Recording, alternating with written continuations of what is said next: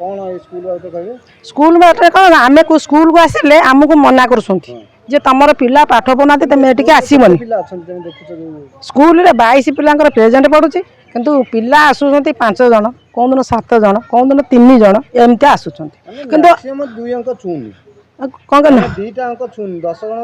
22 जन केबे हेनी ना आगु को भी हम ना एक अंक रे ये 22 करसुली हाँ हाँ हाँ हाँ मिसई नौ जो प्रेजेंट पड़ुची एक अंक से ये सीमित स्कूल हाँ ये सब मध्याह्न आमे कहला बेलू आम कहता तुम कहबन तुम पिला पाठ पढ़ना आम कहबू कौन आम बंद चुबू आउ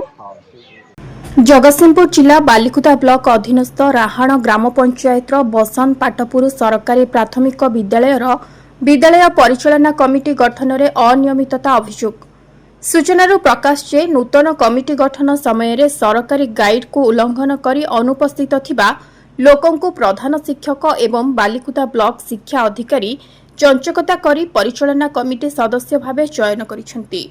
अन्य पक्षरे स्कूल मोट 22 जन छात्र छात्री पढ़ुथिबा बेले प्रतिदिन उपस्थापन संख्या 4 रु 5 थिबा बेले उपस्थान खातार 22 पिलांक उपस्थिति दर्शाई मध्याह्न भोजन खाद्य टंका को हड़प करा जाउथिबार अभियोग। एही कमिटी संपूर्ण बेआईन भावे गठन करा जायछि एवं एहाकु तुरंत रद्द करा जाय पुनः कमिटी गठन करा जाउ बोली स्थानीय अंचल ब्लॉक शिक्षा अधिकारी निकट में दाबी करिसेंती। एही घटना बाबद रे स्कूल प्रधान शिक्षकों को पचारिबारु से कहिथिले कमिटी गठन रे कोनोसी चंचकता करा जाय नाही सरकारी गाइडलाइन को संपूर्ण रूपे पालन करा जाय कमिटी गठन करा जायछि। कमिटी डका जायतिला डका जायतिले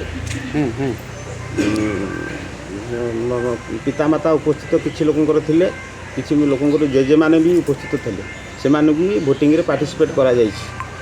तापर एठी 3 रु 4 जन पिला स्कूल को आछंदी समस्ते सरस्वती शिशु मंदिर आउ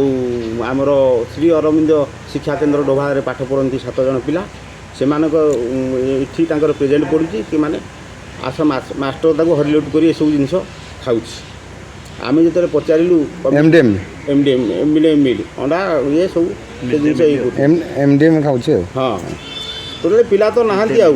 आज कौन घरे घरे बसिक कौन 5-7 जन पिला से डाकिकी आनी सेकेंड कथा है जो मानकर जो मैंने ये मेम्बर रहे स्त्री आसिले किंतु स्वामी मानक ना रहा माने एसएमएस कमिटी से प्रेजेंट ना कि ना तापर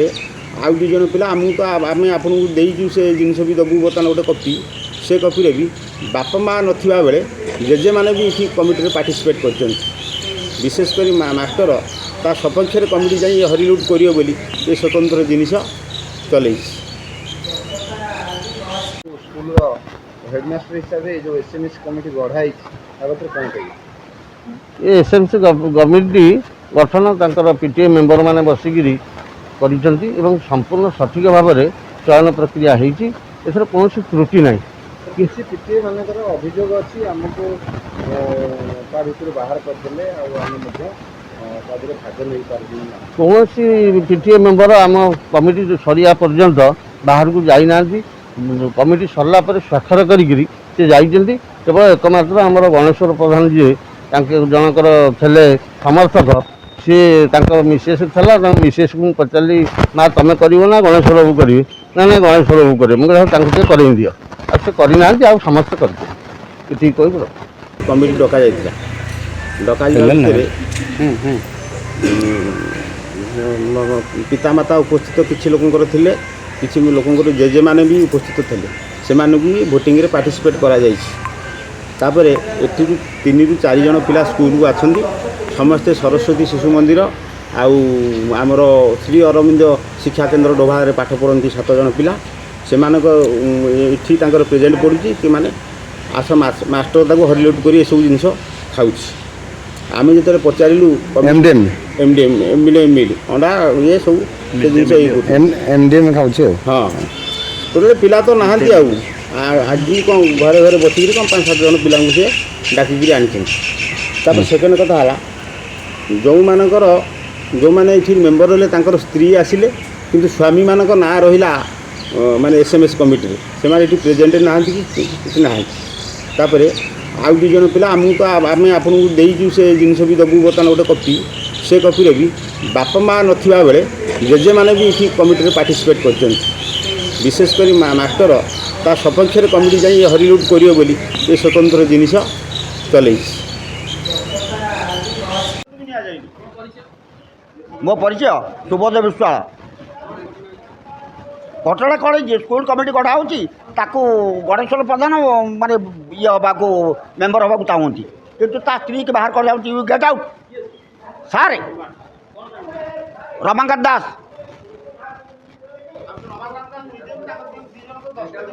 हाँ पचार ना निजुक पचारतु। Bureau report news next Odia.